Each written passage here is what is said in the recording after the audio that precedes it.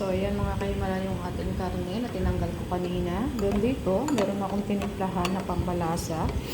Lagyan ko siya ng mga seasoning Arabic and tomato paste. Then after nito, templado na siya mga kahingala. Lagyan ko rin siya ng chili powder and paminta powder. So, ilagay natin siya on top sa mga karne. So, para mas masarap po yung ating oven na laham. Nalagay lang natin siya dyan sa ibabaw. Ganyan po.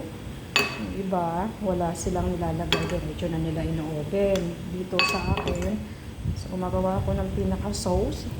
At yun yung nilalagay ko on top sa karne. Bago ko siya isalang sa oven. Ayan. Kasi mas masarap po siya pag may ganyan. Okay? Ready na siya para i-oven.